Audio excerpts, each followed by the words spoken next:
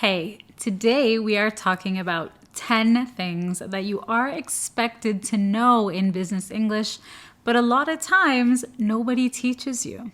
Let's go. Now, this lesson is especially for those of you who want to communicate more naturally and professionally without sounding robotic or using the wrong tone. And this is something that I talk extensively about in the Essential English for Business course. This is an online self-study course you can learn at your own pace. I will link the Essential English for Business course down below so you can learn more. Now, the very first thing is about your tone.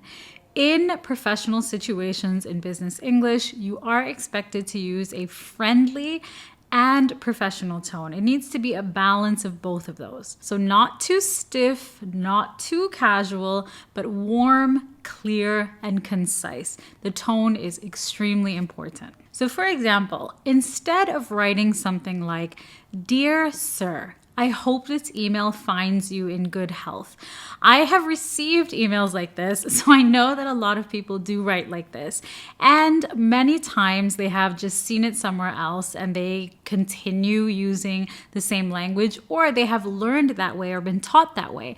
Unfortunately, this is very unnatural. It is very outdated as well. So it is important to be aware of your tone and to make sure that if you are learning or studying, that you are keeping your tone up to date and current. So a suitable alternative would simply be, "Hi" or "Hello, Joe, I hope you're doing well." "Hello, Joe, I hope you're doing well." So it's warm, it's professional, it's concise, it's friendly, not too casual, not too formal, just the right balance. Even when you do work in a more formal setting, it is expected that you still have that human tone. Nobody wants to feel like they are communicating with a robot. Even if you do work in a more formal environment, it's still important to have that humanity in your tone, to sound like a human. If you sound robotic or overly unnecessarily formal, it can make people a little bit uncomfortable. Next, you are expected to get to the point quickly and be concise.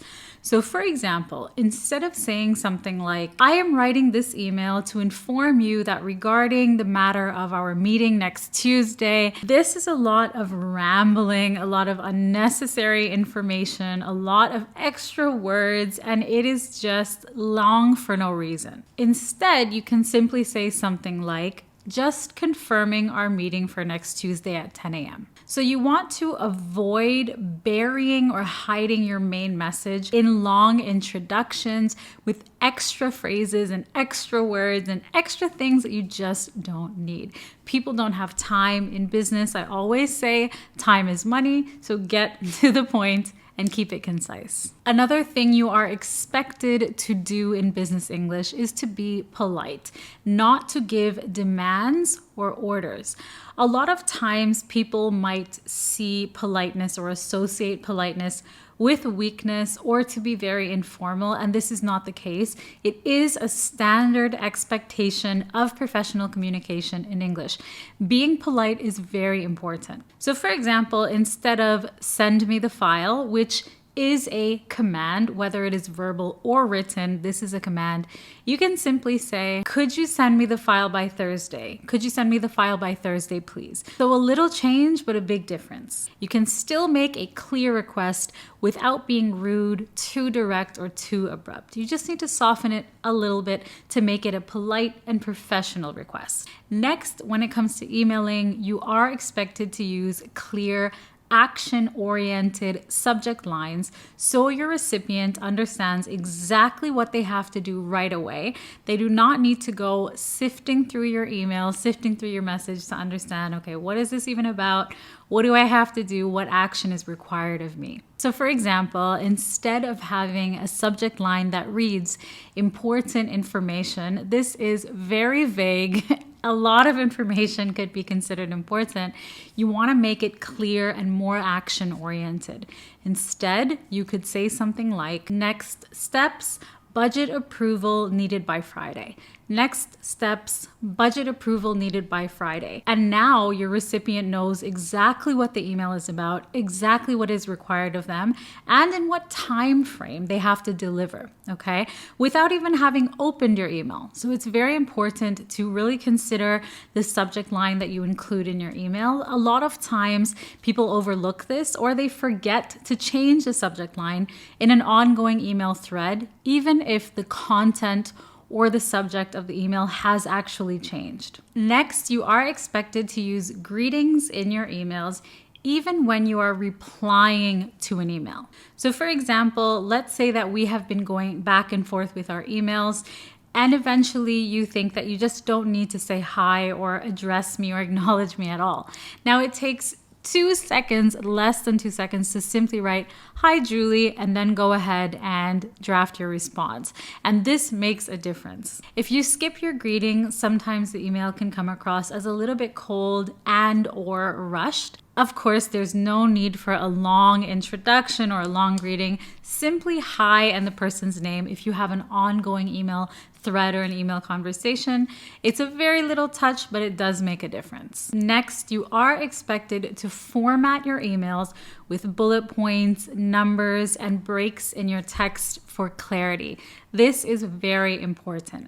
When someone receives a big block of text with no paragraph breaks, with no bullet points, with no numbers, it can be overwhelming, and the immediate initial reaction is that, okay, this is long, I'm going to read it later, I'm going to come back to it later. Sometimes they don't come back to it, they don't find the time. It is unnecessarily giving someone information in an overwhelming way. So I'll give you a very simple example of this. Instead of writing, "The meeting that we discussed previously is going to take place on Friday at 10 a.m. and we will be talking about the Q3 strategies on Zoom," you can simply bullet point this information. So your first bullet is meeting Friday at 10 a.m. Your second bullet point, topic Q3 strategy. And your third bullet point is location, Zoom, meeting link below. These 3 bullets convey the same information, but much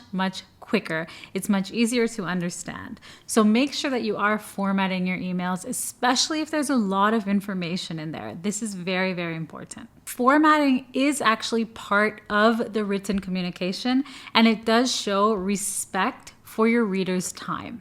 Next, you are expected to wrap up your emails professionally, not just to end the email and don't say anything. Sometimes you might not know what to write at the end of your email, but it is expected that you include a nice closing statement. And it can be as simple as, "Let me know if you have any questions, feel free to contact me with any concerns, or look forward to meeting with you," okay? Something very simple, relevant to the email, polite and professional.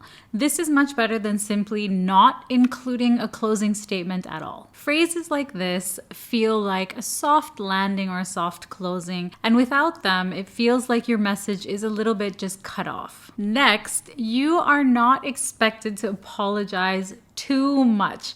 Now, there is a time and a place when you absolutely must apologize. You need to take responsibility for mistakes, even at work, and apologizing can be tricky.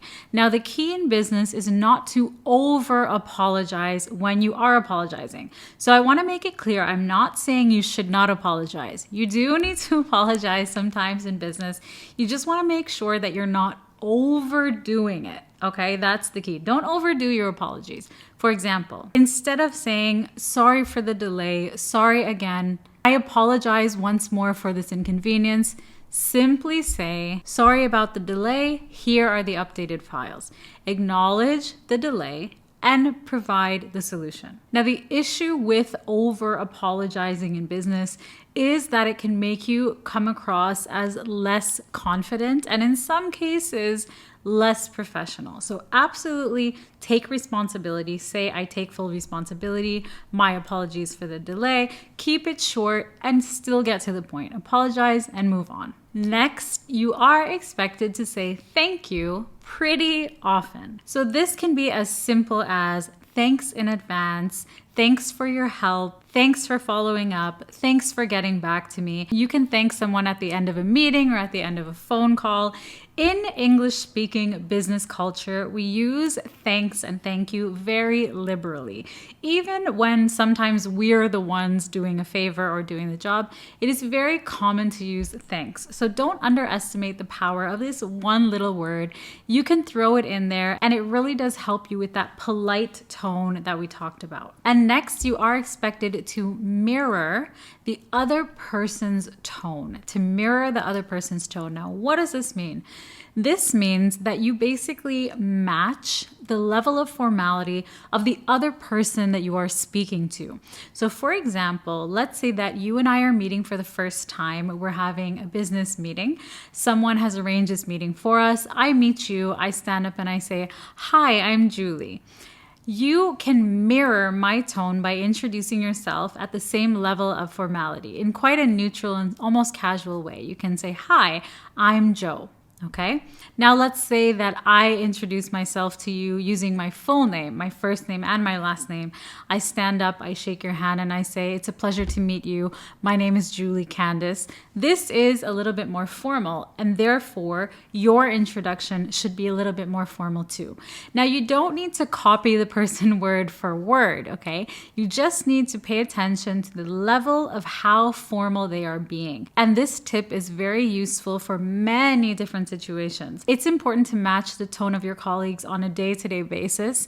If you are in a job interview, if you are in a business meeting, it is important for you to pay attention to the tone that people are using and mirror that tone. Now, when you mirror people's tones, this shows strong social and professional skills and emotional intelligence. It just shows that you are aware of the tone that is appropriate for each situation. So if this is something you haven't been thinking about or paying attention to, make sure to give it a try. So there is not only one secret to sounding more professional in English. It's not just a matter of using more advanced vocabulary. It's not only what you say, but how you say it and your delivery. So all of these little tweaks and changes will help you to communicate more professionally.